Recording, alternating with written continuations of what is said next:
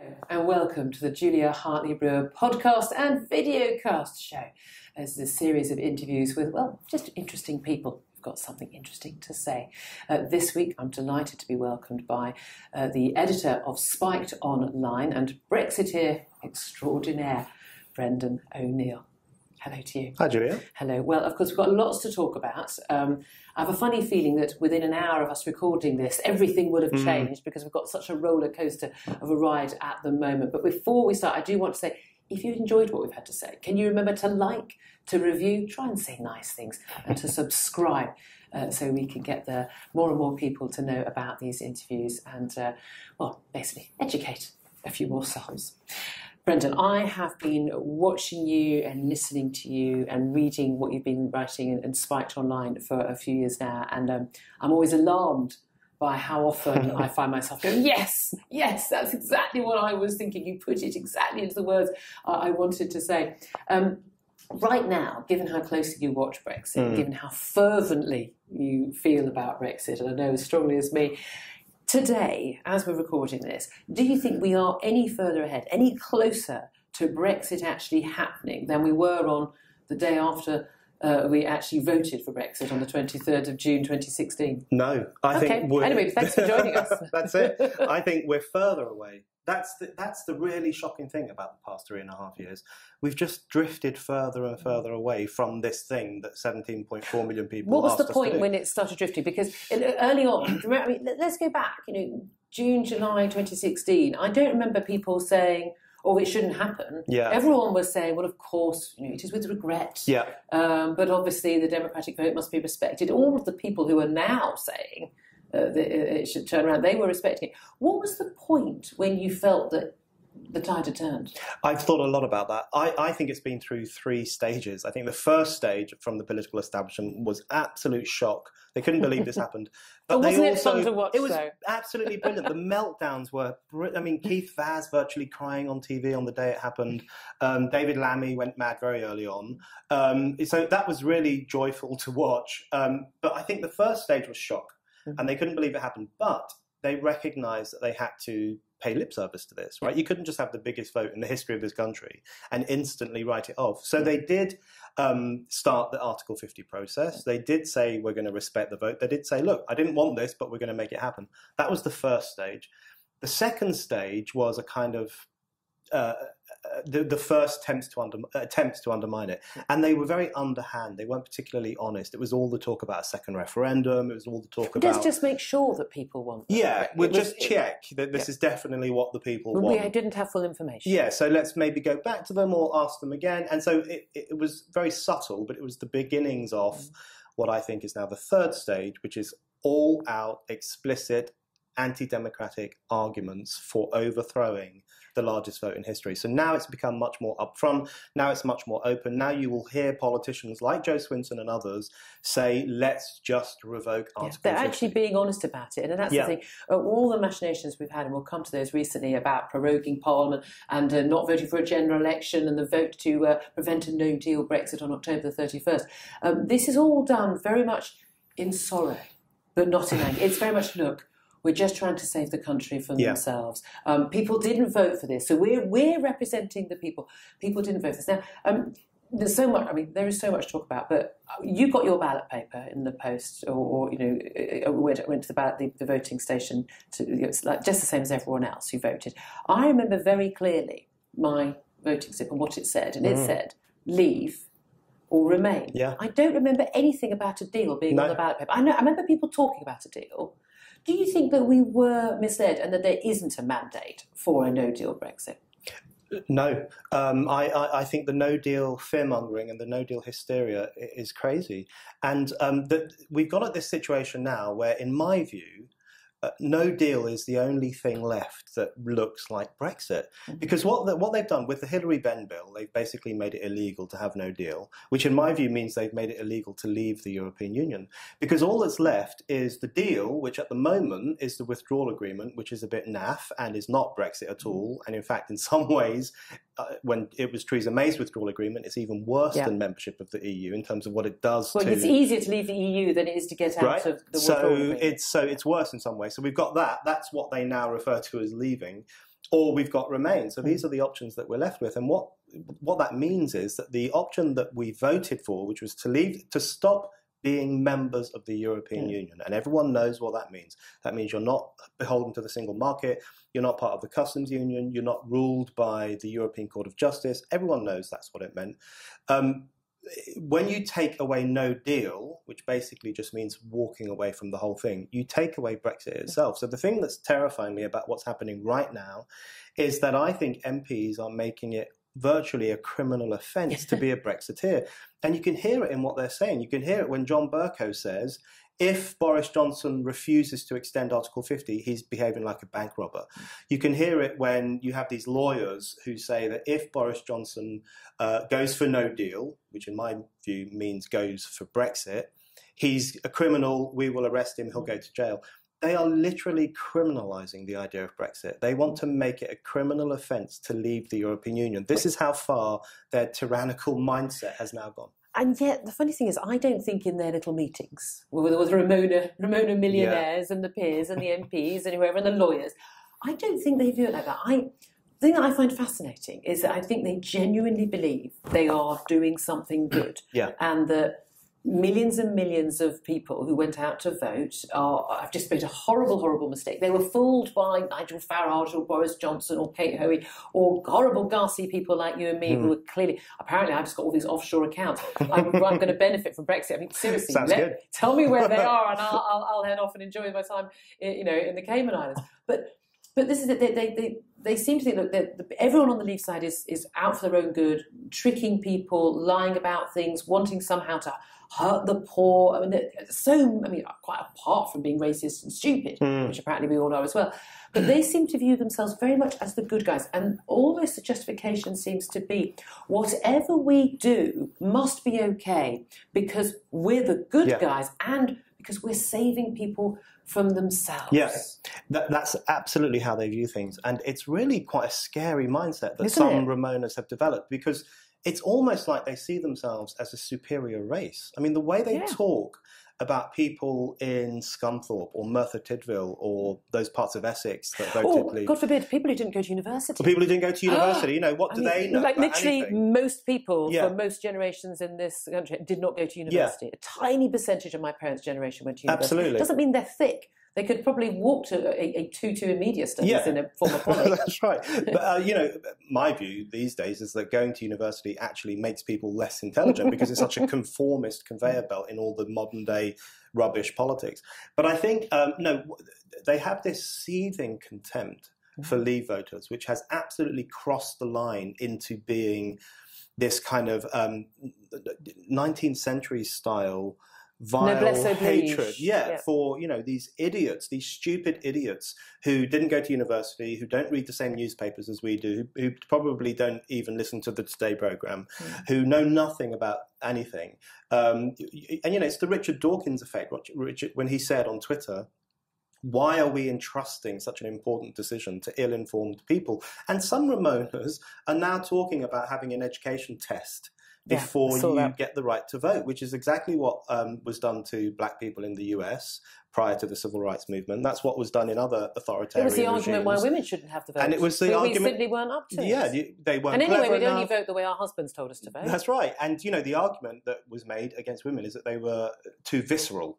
They weren't rational, they were visceral. And of course, the argument that's now being made about Brexit voters, which includes 8 million women, is that they thought viscerally, emotionally, rashly, whereas we Ramonas, who went to university and have got good media jobs and we're lawyers, we think in a reasoned way. So all those ugly, old, elitist arguments against the right to vote itself are coming back. The funny thing is, you see, I could put up with that from people if they were open about it. And, they're a bit too open about it on Twitter and other social media sometimes. Their masks lit. Yeah. But if they were open about it and said, this genuinely, we genuinely don't think people are up to it. Now, Ken Clarke is an MP who, on one level of this, I respect. He did not vote for there to be an EU referendum. He said openly, I do not think that these things should be decided by referendums. I think we should have representative democracy, not direct democracy, because people don't understand the implications. He's been open all along. You're too stupid. You don't understand it, and let us people do it for you. And he's voted against everything along the way. He has at least been consistent and honest about that view.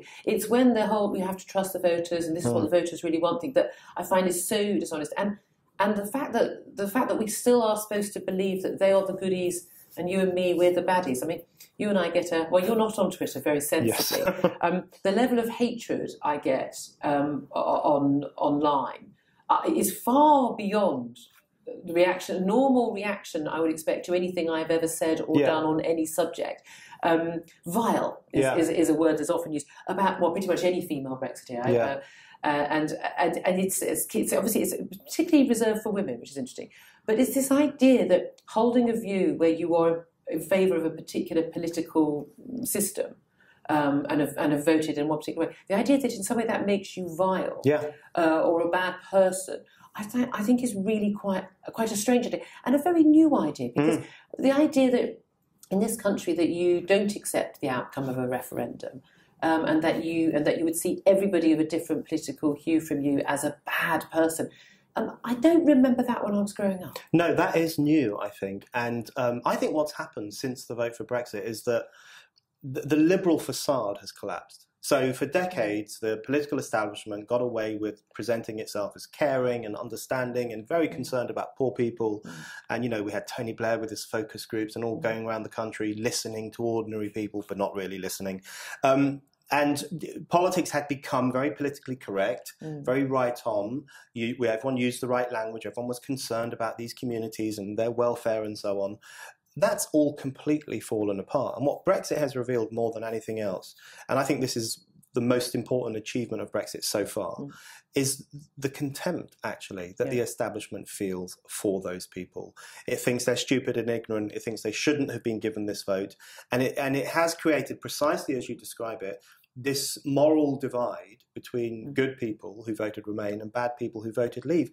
The great irony, of course, when they fling insults at people like me and you and other Leavers, they call us fascists and all this stuff. And I always think about the irony of being called a fascist by a group of people who want to overthrow the largest act of democracy in history, who cheer the imprisonment of people who say un-PC things or who commit hate speech crimes or make jokes, and who right now are saying that the Prime Minister should be arrested and imprisoned if he enacts the thing that people voted for.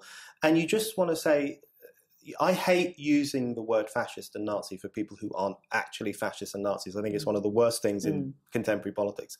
But people like that certainly shouldn't be flinging around the insult fascist without first reflecting on their own deeply authoritarian behaviour.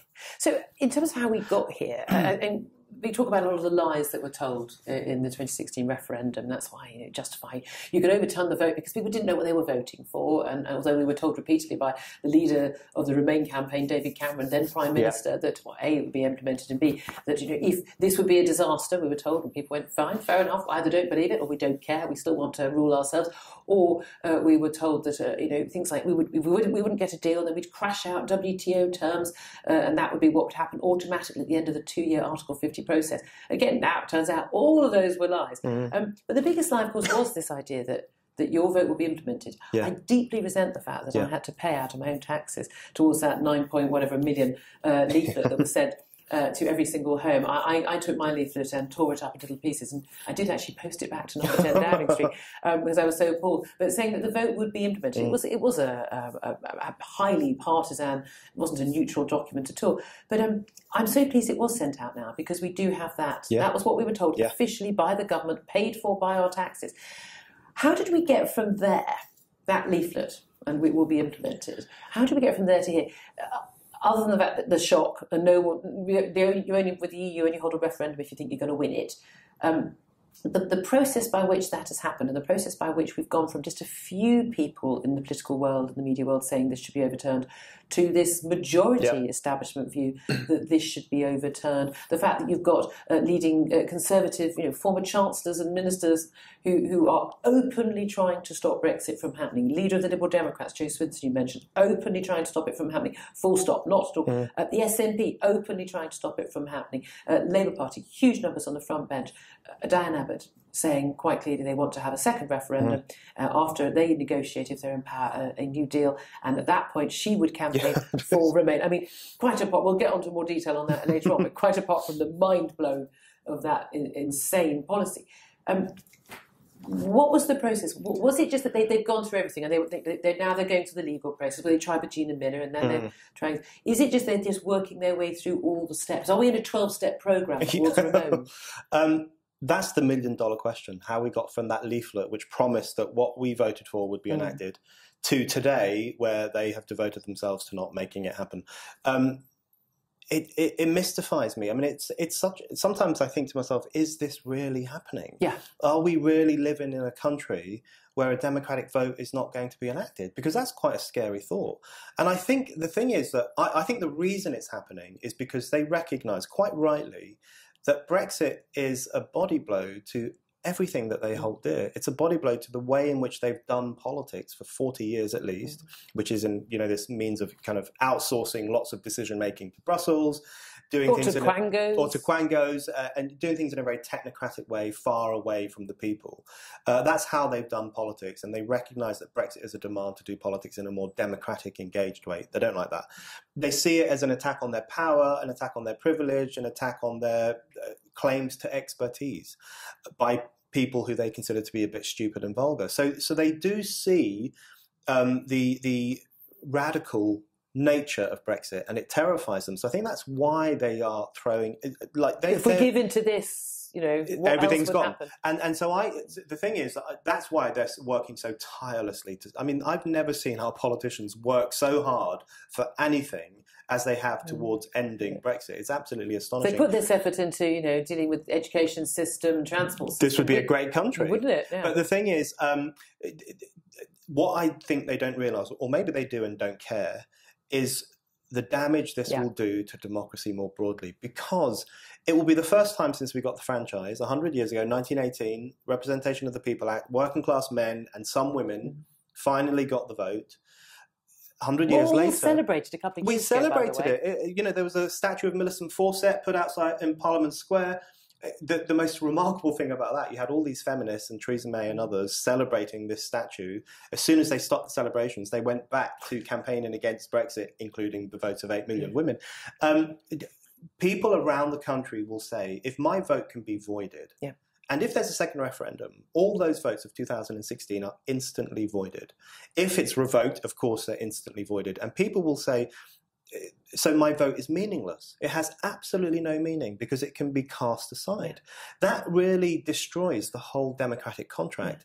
And it really does raise the question. I know it sounds dramatic, and people keep saying to me, don't be melodramatic, but it really does raise the question of whether this is a democratic country. I completely agree with him, but this is exactly what the European Union does. There's never been a vote that's gone against the European Union, when it's France or was it the Danes, whether it's been Ireland. If you vote the wrong way, you're told to vote again, or what they cunningly did with the Lisbon Treaty. They just, it's not a constitution after all, we'll just call it a treaty. And then you don't have to vote on it and they always find a way past it. I think one of the other interesting things that's often claimed at the moment is this hand-wringing by Remainers. And yes, I'm going to continue to use the word Remainers. Very different from Remainers. I'm constantly told this is a term of abuse. It's not. Remain means people who campaigned for and voted Remain in 2016. A huge number of those, I would say a majority actually voters, have accepted the outcome of the vote. They are all also Democrats, in the same way that if a party is elected to government that I didn't vote for, I don't accept that. They're not my Prime Minister. That's insane. So I use the term Remainers because it's people who are trying to stop what's happening. But how many of them will say, but wasn't it parliamentary sovereignty that you said you were fighting for in the Leave campaign? But of course it wasn't. It was national sovereignty, and it was the sovereignty of the people. And there seems to be this very weird idea from people who have been happily for 40 years, handing over as much power as they possibly can to Brussels and saying, oh, so sorry, we can't do anything about this because this is a European Union issue.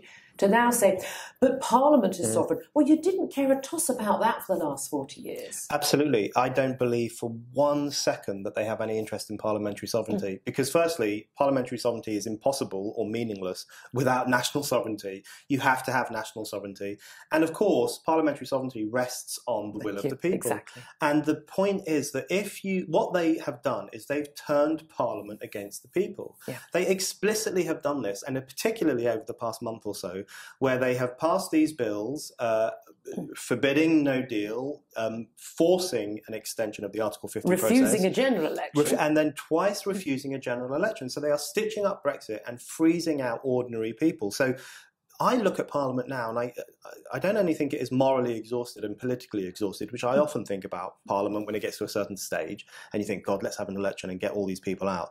But I look at it now and I think it feels like an illegitimate Parliament, because this is a Parliament where many of those MPs were elected on manifestos that said we will respect the referendum result in 2017. More than 80%? More than 80%. These are MPs who have switched, many of whom have switched from one party to another. So there are now lots of MPs who represent a party that their constituents didn't vote for. And this is a Parliament where they are preventing the people from having a say. So it feels like they are occupying that building in a way that isn't democratic. And so they are actually doing massive harm to the idea of representative democracy and parliamentary sovereignty, because they're reducing Parliament to a tool that can be used against the people. Yeah, indeed. And we've seen this, of course, with the incredible bias of the Speaker, the Commons Speaker, John Burke. I've got to the point where I can sort of barely keep the volume up on what he's saying, because it's so... Again, there's those women, their visceral votes. I mean, my visceral reaction to him is, and I've known him for years. I knew him when he was right wing. I've known him through all the wings that he's been on. He is a man who is quite blatantly he's using Brexit as for his own. Trying to make big himself up for a very little man. He's also being used by the Remoaners because I know for a fact an awful lot of the people on those Labour benches who are saying, "Oh, how wonderful John Burke is." I think he's a horrible, ghastly little man, and everyone knows he's completely an egomaniac and not a nice person. And we know he's been implicated in all these bullying investigations in the House of Commons. All these women MPs who are horrified by the thought of anyone touching.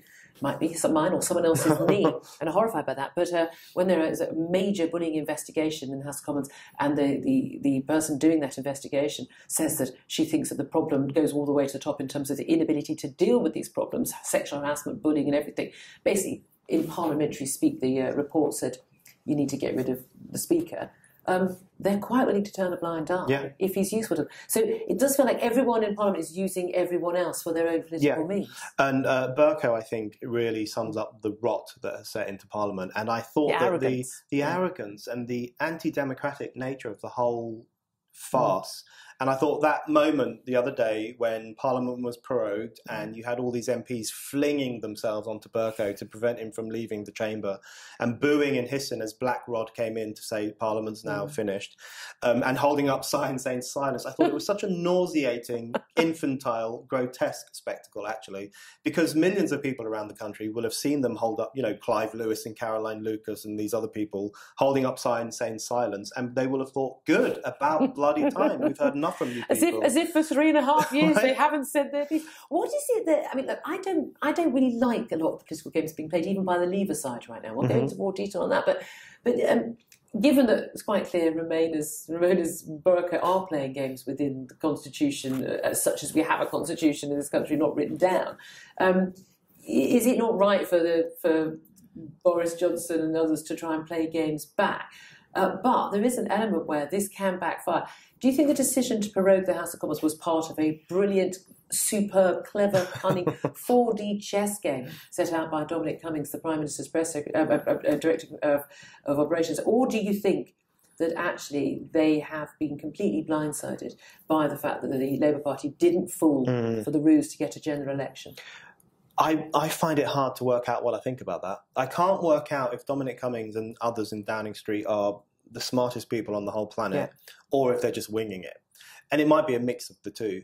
I am not hugely in favour of the proroguing of Parliament. I think it united the Remainers, didn't it? Yes, it gave them a gift, and it brought them together in a way that they hadn't been for a long time. And so I'm worried about the impact that it could have. I also think it was a bit of a cynical measure and unnecessary. I mean, they were... The thing is, they squeezed through all the awful bills they wanted to anyway prior to proroguing. So I don't think it really achieved much.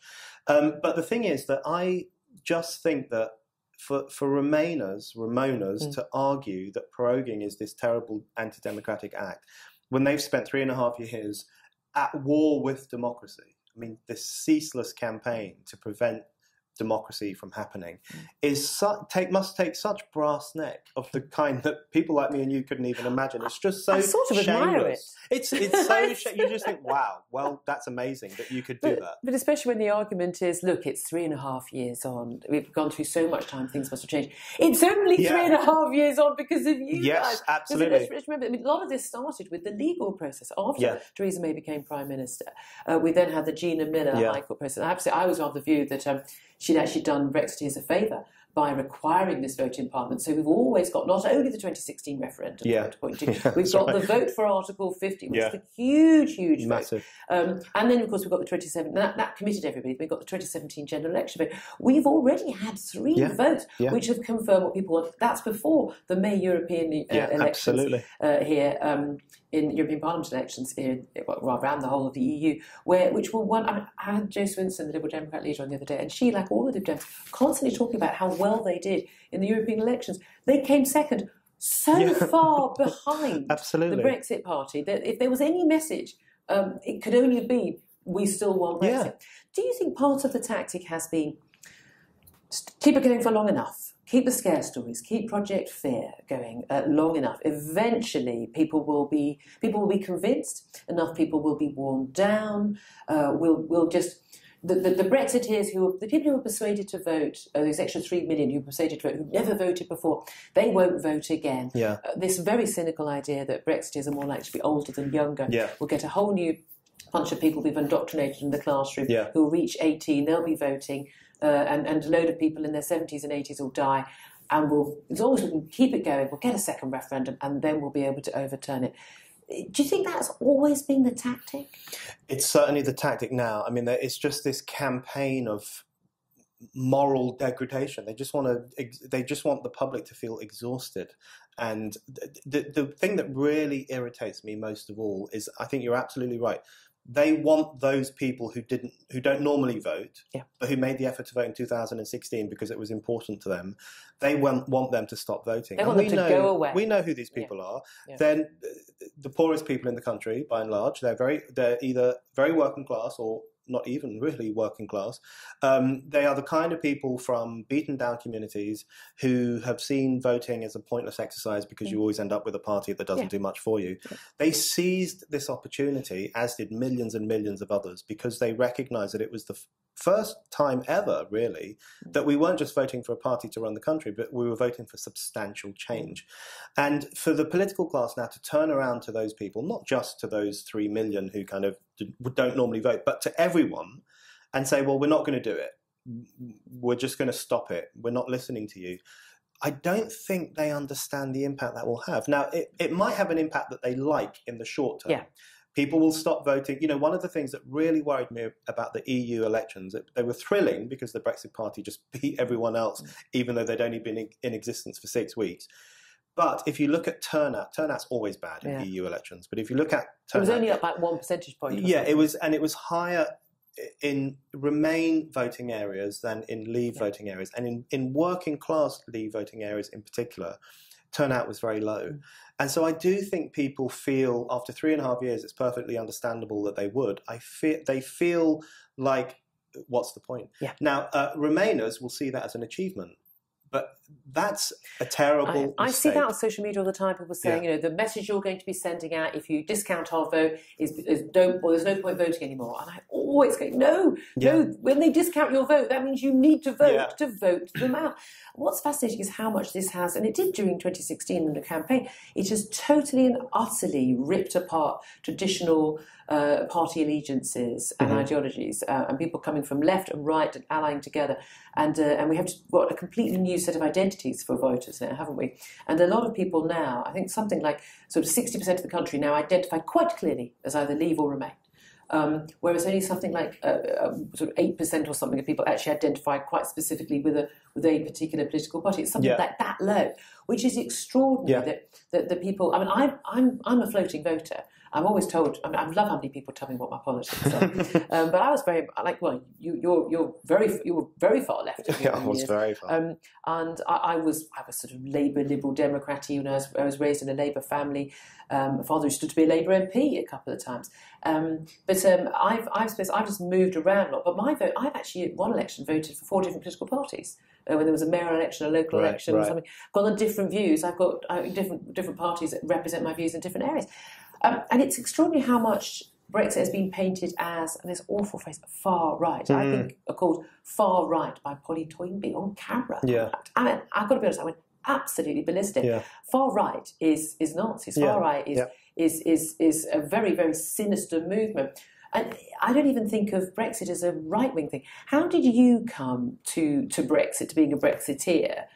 From your background, explain a little bit about your political background, because it's quite a journey. Yeah, so I started off at a magazine called Live in Marxism, which was the publication of the Revolutionary Communist Party. As you do. So I mean, who doesn't do that? Who doesn't start there? So I was very far left. And were your parents far left? No, my parents not particularly political at all. They're Irish immigrants. They, they have typical Irish immigrant views, quite Labourish. Pro-Republican, don't like the monarchy very much, all that kind of stuff. So I was far left, and then I still consider myself left-wing. Yeah. I get told all the time that I'm a fascist and a Nazi, and it does mystify me, because I do find myself thinking, well, since when did Nazis support absolute freedom of speech, freedom of the press, freedom of religion, democracy, the belief that ordinary people know just as well as anyone else how their lives should be run? These are not Nazi views. In fact, they're the opposite. So that you just have to kind of forget about that nonsense that gets thrown at you. But I do think that I agree with you. Brexit is definitely not far right. I don't even think of it as right wing.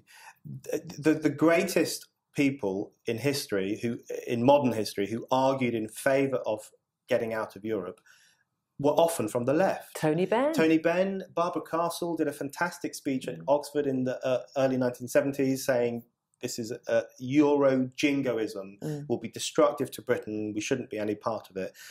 Peter Shaw did a great speech at Oxford and in other places too. Even Michael Foot, not the most inspiring politician of all time, but there was this long tradition in Labour. And in fact, Labour is the only mainstream party in this country which had a manifesto in 1983 which said we will leave the EEC. So the idea, you now hear from Corbynistas in particular, these kind of youthful Corbynistas, who maybe they're just too young to know better, but they go around saying, oh, only right-wing people want to leave the European Union. Basic history. They don't know the basic facts of history. And the thing I always say to them, and they get really pissed off, I always say to them that you're trampling all over the legacy of people like Tony Benn, because people like him were arguing for us to leave the EU when even right-wingers had pretty much forgotten what was going on. But also, so much of what he was arguing was an argument that I would always use. When, frequently, people would come up to me in the street and ask me about Brexit. It's one of those things when you've got your child with you, like, behind me, I don't know if this is an answer. I have to say, I'm always amazed, actually, at how often it's someone saying, keep up the good work, help, whatever you can do. I think, I don't know what else I can do. I'm just sitting here on the radio or on the telly, but not actually doing the heavy lifting. But I always miss the people who will remain and who will say, but why do you think it's going to be a good thing? What is it that motivates you? And I always just say the same thing. I just want my government to be accountable. Yeah. I feel very strongly that the person who walks into number 10 Downing Street is someone who I, with my vote, if that is the majority, can make sure they have to call the removal vans. Yeah. Every time I see those removal vans outside number 10, when a Prime Minister leaves office, whether it's someone I liked or disliked, that is a victory for ordinary people who just cast their votes. And it's so important to me, the accountability. And the thing that really terrifies me about the EU is how unaccountable they are. And we saw this, of course, didn't we, with the recent appointment of the European commissioners. Wow. which I have to say, I've got to be honest, I sat there all day just laughing about because it was such an extraordinary stitch-up. It was the most extraordinary, just sort of two fingers to everybody in Europe, and certainly to Brexiteers, about we can literally do what we want. We can appoint Christine Lagarde. Oh yes, very high respect, head of the IMF. Sorry, she's got a conviction for being involved in a corruption scandal. Where she was negligent in terms of when she was a French finance minister. You can't get a job on the tills at Tesco with that conviction. Absolutely. But you can be the new head of the European Central Bank. I mean, it's extraordinary. And the commissioners, the lead commissioners, one, a failed German defence minister, a popular figure in her government. Another, the child of a former European commissioner. I mean, you couldn't make this stuff up. They really are awful people, to be frank. I mean, that's a fair summary. And more to the point, it's just an awful institution, and it is. But they did a stitch up behind closed doors. Complete stitch up. I mean, it behaves like an empire because it is an empire. That's how it conceives of itself, and that is the impact it has on Europe. It does. It is this crony set of bureaucrats and technocrats and drunkards and idiots and people who failed at national politics and who are very unpopular with their own peoples, who just go to Brussels and then command this extraordinary power and huge over salaries, 500 million people pensions. And huge salaries. I mean, no one there is under six figures. No, You've got a absolutely. pension that's basically, pretty much the same as your salary once you leave. There was a tweet from Guy Verhofstadt, of course, the Brexit lead from the European Parliament, who's, of course, been a very key figure in all of this and very vociferous, not one who doesn't like to play the party politics, but he sent a tweet out about John Bercow when he'd said he'd left resignation, offering, we would love to have you as a European Commissioner. I mean, I offered to help crowdfund the train fare for the Eurostar to get rid of him. But that's the idea, isn't it? It's you have to believe, and we're often told, well, the expert on this working in the EU says X or Y, or the former ambassador says this, and of course all these worries over what would happen in the event of leaving, deal or no deal. And people don't understand that you're not allowed to work there unless you're a true believer. Oh, absolutely. You're completely cut out. You don't get the appointment in the first place. Yeah. People don't go native. They start native. Yeah, absolutely right. And if you are obedient to the European Union and play its game, you'll get a good job there and you'll have money for life and you'll have influence that no one gave you through a democratic process. But, the point you make about why we're opposed to the European Union. The thing that really irritates me is when people say we're anti-European or we're Europhobic. I'm not Europhobic. I'm Brussels-phobic in terms of the institutions. But Europe is great. Everyone loves Europe. People go there all the time. British people love Europe. The problem we have is with this European Union, this institution, which is anti-democratic. And you make the point that you want our politicians to be accountable. And I think what Remainers forget or don't care about is that the rallying cry of democratic movements for the past 500 years has been the exact same every single time, which is if you expect us to live by laws, we have to have the ability to impact on who makes those laws. I mean, it's so simple. That was the rallying cry during the English Civil War in the 1640s. That was the rallying cry of the Chartists, the working class men's movement in the 1840s. And that was the rallying cry of the suffragettes, who said, if we have no capacity to influence lawmakers, we will break the law. Yeah. And then what happens with it's the same argument for civil rights. It's the same argument for Nelson Mandela and the ANC in South Africa. If you want us to be a part of this society, we need equality. We need democratic equality. We need to have democratic say. What the European Union and the European Commission in particular does, it completely undermines that because there are now laws that you and I need to live by, and so do millions of other Europeans, and we have no ability at all to influence who's making those laws, who's drafting those laws. You elect the European Parliament, but of course our MEPs have no power.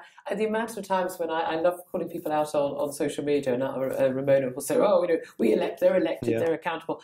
And I say, okay, tell me the last law that was put forward by MEPs in the European Parliament. And they will say, well, I don't happen to know myself. Like, so you don't know that they can't put forward a law. You don't know that. So you're in favour of an institution, you don't even know how it works. It's completely the gloss. It adds a pseudo-democratic gloss to what is an entirely undemocratic process, which is that you have these commissions and these councils who draft legislation, and the only role of the Parliament is just to tick it off. Yeah. It's not a real Parliament. And to claim their expenses. And to claim their expenses. And it's not a real Parliament at all. It's such a sham. And I genuinely think that if these people were to sit down and think about it for 5 minutes, they would surely see that it's a sham. But I've spoken to lots of people who voted Remain. Either they sort of, I don't like the institutions. Yes, I love Europe, love going to France, love the cheese, all that sort of nonsense. But they say, I don't like the institutions. I'm not that happy. But economically, this is the best deal we can get. We will never have a gooder deal, whatever deal we could get, than we've got right now with free trade and inside the customs union. And the other stuff is just a small price to pay. It doesn't impact on our lives in any meaningful way. And we'll probably end up with no deal anyway. But even if you did get a deal, it wouldn't be as good. What would you say to those people? I just don't buy that. And you don't think they believe it? I think some of them probably do believe that, because I have heard similar things. I've heard people say, look, I know the EU's not perfect. I know it's full of idiots and these self-interested people, but it's beneficial for us economically and so on.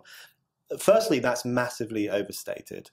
And the EU is a very risk-averse, protectionist outfit, which means that trading with other parts of the world becomes more difficult and economic growth becomes more difficult too. Things are hampered by red tape and rules and regulations. So the idea that it benefits us economically is questionable, to say the least. But also the broader point, and Brexiteers understand this, the supposedly thick Brexit voter understands this, which is that there are some things that are more important than short-term economic gain. And one of them is the idea of popular sovereignty, the idea of democracy, the idea that people should have a say over how their country is governed. And, the great irony, of course, is that lefties and liberals have been saying for years and years, these stupid poor people are only interested in a new pair of trainers and they're only interested in, the latest car and the latest TV. They have no broader moral, spiritual, political outlook.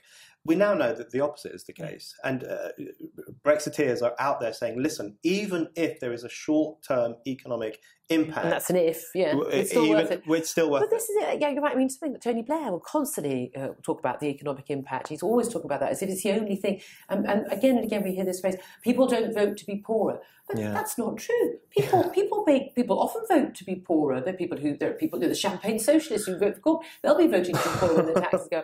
But the crucial thing is, people make decisions in their lives every day which aren't financially related. Women who work part-time to look after their children, they're not all doing it because they can't afford childcare. This is going to blow a lot of people's minds, like Harriet Harman, but a lot of women quite like being with their kids. People make decisions to not take a promotion. It means they're going to be travelling or away a lot. They don't want to do the hours. People do things all the time. Freelance people, taxi drivers take a holiday even though they're not going to be paid. They make decisions about the quality of their life and their social engagements and their local community all the time, which aren't money related. But it's kind of interesting what you said about this idea that the EU is so vital to our economy, when yes, of course we trade a lot with them because they're geographically near. And as I keep saying, well, of course that means we're going to carry on trading with them because they are geographically. That's going to happen anyway. But also, people seem to ignore the fact that so much of what does happen in the EU is actually a negative impact. For instance, the fact that every year we have this list of the top universities in the world. Right now, the EU has 5 of the top 20 universities in the world, as ranked internationally on all scales. We have 5. The day we leave, they have 0. Because all 5 of those top EU universities are here in the UK: Oxford, Cambridge, Edinburgh, Imperial College, University College London. Well, if the EU is so vital for academic research and for all of the important things we're told by the world of academia, entirely Ramona, is so vital, why on earth are not some of the top universities in Berlin and Paris and Madrid? Why are they not top world-ranking universities? And of course, when you look at things like innovation, which is where the real booms to economies actually come from, why is there not a single major high-tech company that's come out of a European Union country? Why have they all come out of America? Why have Facebook and Google and all these other ones? Why have we got all of the Amazon, Alibaba, all of the organisations that have started in Asia as well? They're coming out from everywhere in the world except the EU. So there's lots of simple factual evidence that something is happening in our previously incredibly innovative, thriving economies of the European Union, which is stifling that now. Yeah, absolutely.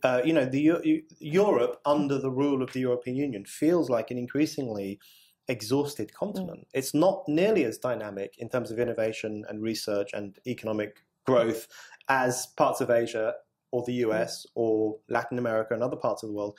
It does feel very slothful and tired. And risk averse. And the idea, when you hear scientists here in the UK say, if we leave the EU, science will collapse, you just think that there's nothing to stack that up. Do they believe it when they say it? That's the thing. Because their view is loads and loads of funding for academic projects and research comes from the EU. And you think, well, yes, of course it does, because that's where all the funding comes. That's how we do it now. Yeah. But given that we're a net contributor, that money is all ours. We'll still have that money to invest. But I think they've convinced themselves it's true. I think, the middle classes in this country, I don't have anything against middle-class people. Hi. Lots of my best friends are middle-class people. But, George Orwell wrote about this. George Orwell wrote about how, the working classes and the upper classes tend to be united by a sense of patriotism, a sense of wanting to belong to a country, a sense of wanting to be part of something bigger than themselves. Whereas sections of the middle classes, let's not brand them all with the same brush, sections of the middle classes develop this kind of national self-loathing and this sense that their own country wasn't really as good as those European countries they visit every year, and this sense that they see themselves as European rather than as British, and that's been developing citizens of nowhere, and that's been developing for a long time. And I think with the European Union, it really copper fastened all of that. The thing that really strikes me, before Brexit, I didn't hear anyone talking about the European Union. Even the Ramonas, who are now on the streets crying their eyes out with their blue face paint melting down their face, they never talked about it. They weren't raving about how wonderful it was. They weren't waving the EU flag and dancing in the streets. And, in 2014, you could hang out with these people. They never once mentioned the EU. Yeah, but they didn't know that we were the horrible people we are. That's the thing. I think what's happened is that through the discussion of Brexit, through the European Union issue, they've developed a way to express their own sense of superiority and their disdain for large sections of the country. That's the problem. Being multicultural. Again, the fact half my family spent half the year in France, long-term partners who were European nationalities, and that's by the by. You obviously just hate Europe, but so much of this, I think, you really put your finger on it there in terms of this. This view of Britain as somehow a country of the past, this whole colonial guilt, this white guilt, there's this whole view that somehow we were nothing and then we joined the EU. And the thing, when we were great, it was for the wrong reasons, because we were nasty and racist and exploitative and the like. And we've got so much to be ashamed of it. I've always thought one of the reasons why we don't and never have fitted in with the EU is because we are an island nation. And I do think that geography of a country does somehow impact on the culture of a country and your view. And I think also our history. I can understand why, if you're German, you would be horrified at the idea of someone leaving the European Union. Quite apart from the economic benefits that Germany has, the entire euro is based on booming the German economy. They've done very nicely, thank you. But also there is a whole, generations now of Germans who are just racked with guilt about what happened in the 1930s and 40s, and wanting to put that past them, and wanting to feel that everything is safe and protected now. And bearing in mind, lots of the countries in the European Union are very new nation states. The Balkan states, Italy, a relatively new nation state. Absolutely. What Spain went through, what France went through in the 30s and 40s. They've got such a different history from us. We have been a nation state for centuries. Yeah. We have not been invaded for centuries. Yeah. We've not had fascist rule forever. And we just simply don't have that, I suppose, that fear that everything could break down at a moment. I think we're much more sure of ourselves as a country, with our identity and who we are. And it seems that the only people who don't feel that are and I consider myself among those, the Waitrose going middle classes, the latte drinking middle classes, who seem to think somehow what we are, what we have in our history is somehow wrong. Yeah, because they're full of national shame. They are ashamed of the country they live in. The tragedy of that, fine, if they want to go around feeling ashamed of being British, that's fine, knock yourselves out. The problem is that these people are very influential in cultural institutions, educational institutions, and so there is a new generation who have those ideas. And I meet these people when I speak on campuses or speak to young people. Students universally seem to have this view now. And they want to rip down old statues. They want white men to self-flagellate for the rest of time for the crimes of their great-great-great-great-great-grandparents. There's this real sense that Britain's history is rotten. Britain is a rotten idea. It's a rotten country. And that is a very pronounced idea among certain sections of that middle class elite. But that's just not how most people see it. That's not how most people see it, and it's not true. It's not true. Britain is a great country. Britain gave us some of the most important breakthroughs in terms of industry, science, politics, freedom, all morality. those things. I mean, just our value system. Everything. But I think you're right that the island nation thing is important. I interviewed David Starkey this week, and his big idea, and I think it's a very convincing one, is that Henry VIII's break from Rome is very significant in all of this. And he argues that that sowed the seeds of Euroscepticism, because that's the moment at which we say to an institution, not to Europe as such, but to an institution in Europe which dominated so many people's lives, we said, no, we're out. We don't want it to be part of that. And you do hear echoes of that. But at the same time, the thing I find fascinating about Europe, I just think countries are too different in terms of language, in terms of history, in terms of constitutions, in terms of parliamentary life, to be thrown together in a union. Now, I mean, America struggles as a federal state already, and that's the country. Never mind Europe, everyone speaks the same language. That's right. So it just doesn't work on that level. But what's interesting is that even though I do think the UK is quite unique in that context, there is so much Euroscepticism in Europe now. It's really bubbling under the surface. You see it with the Gilets jaunes. There was loads of it in Greece, of course. Among young people in Italy, it's not the older generation, it's young people in Italy are furious with the EU and absolutely loathe it. So across Europe, in different ways, for different reasons, there's this explosion in Euroscepticism. And I think the most positive form of cross-continent solidarity we could have right now is not via the European Union, but it's via these Eurosceptic movements, all of which want more choice, more freedom, and more democracy. Of course, I wonder if a lot of that is waiting for what happens here. Nigel Farage, when after the first victory, he did say, 2016, he did say, he thought there was going to be a movement across Europe. Of course, that's one of the reasons why the EU wants to make life difficult for us. I don't think other EU countries, but I think the EU itself, the likes of Juncker and Tusk and others. What do you think is going to happen now? We're sitting in a position now where we're going to have four more legal cases. I mean, Gina Miller is just lining the pockets of every lawyer who will take her millionaire donors' money. We're going to see Parliament come back. We may or may not see a Brexit deal. We may or may not see a no-deal Brexit. We could see a general election. I mean, I don't know a single political journalist who's silly enough to make too many firm predictions. But do you think fundamentally that Boris Johnson, and we've talked very little, we've almost nothing about him. So in a way, almost it feels he's the man who's in control and yet the man who has no control in office, but not in power. Do you think that he is going to get a version of Brexit that Brexiteers, maybe not Hilary Benn on the Remain side, but Brexiteers will recognise as Brexit through Parliament, through a deal with the EU?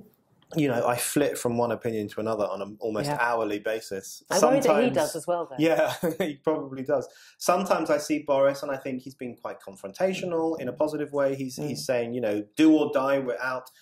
And I get positive. And then I hear him say, look, if we just reform the backstop, the withdrawal agreement will be fine. And I think, whoa, that's not Brexit, because the withdrawal agreement, the only problem in it is not just the backstop, it's the whole thing. So I can't tell if he's serious that he'll walk away without a deal or if he just wants another Theresa May version deal. So that's really difficult to tell. But one thing that I think is absolutely certain is that Brexit is going to be the only important issue in British politics for the next 10 years. Unless or until it happens. And exactly. And because I've almost resigned myself to the fact that it's not going to happen, but I'm not even very depressed about that, because I think the impact it's already had is so important in terms of clarifying the divides in this country, clarifying the nature of the political class, and making it clear to millions and millions of people that we need serious political change. And that in itself is an incredibly important achievement. Nothing can ever be the same. If our politicians are going to despise us, it's probably a good thing we know. It's a good thing to know. We need to know all of this. And so the next stage, and this is the more complicated stage and the one that I think will last longer, is how we bring that change about. How do we ensure we get the things we want? How do we ensure we leave the European Union? But I think right now, I find British politics to be quite scary, because I never thought we would get to a stage where politicians would say, you can't have that thing you voted for.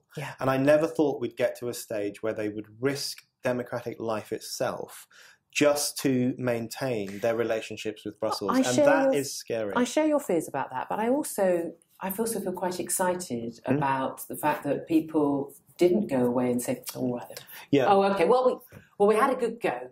never mind. That vote in the European Union elections, European Parliament elections I thought so telling. Yeah. Even though it was on a low turnout, the fact that you would have expected on a low turnout actually the Brexit vote to be quite low on that front, the fact that people went two fingers, no, we're not putting up with it. There feels to me, and I think especially with the advent of social media as well, moving this along, there feels to me to be quite a movement, and people are engaged again. People are angry.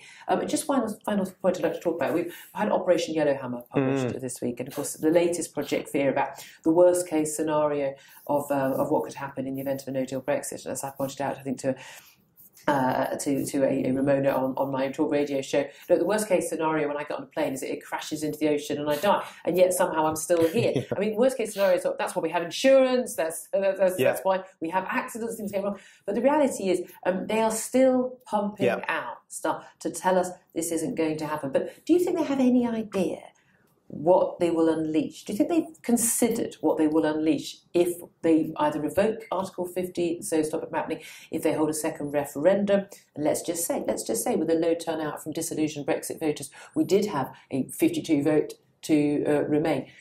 Do they understand what will happen in Britain if that happens? My instinct is that they can't possibly understand, because if they did, they wouldn't be doing all this stuff. I mean, the terrifying thing about it, because I think that a second referendum is the moment at which democracy in this country dies. Would you take part in one? If it were a straightforward choice again between Leave and Remain, I would.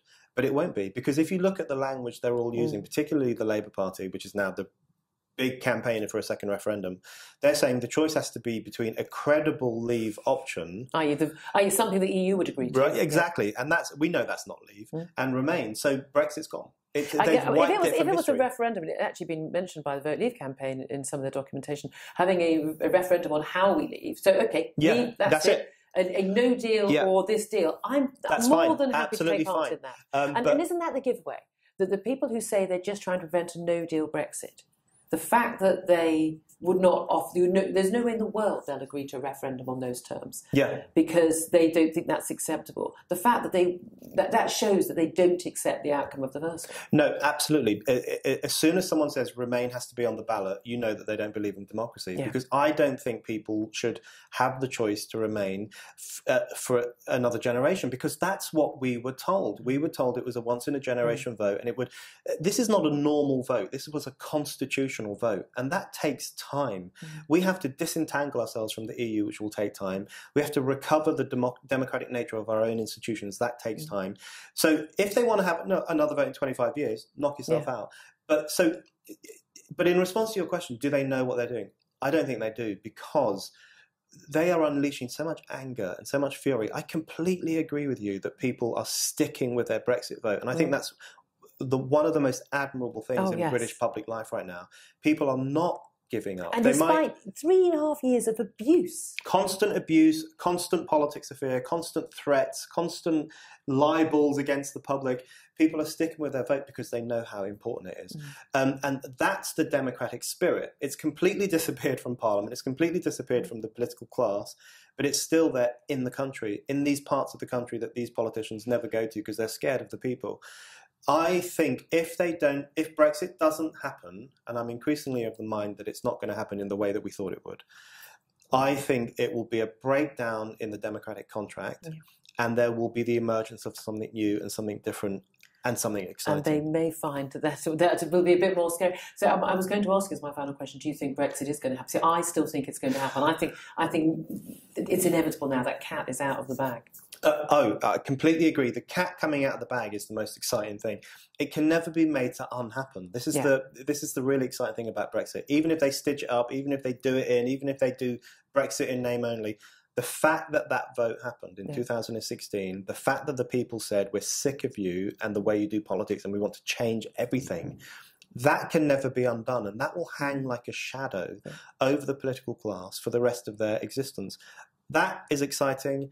The fact that people aren't giving up is exciting, and the fact that Brexit has brought British politics to life in a way that it hadn't been alive for a long time. That's exciting too. It absolutely is. I agree with you all the way. A lot of people think we're near the end of the roller coaster ride. We've probably only just got on. Well, I say, as a Brexiteer, I'm very happy to have you along for the ride. I think you do fantastic work on this front. And I love your podcast. If you've not listened to Brendan O'Neill's podcast, there's the Brendan O'Neill podcast, there's the Spiked podcast, there's Last Orders.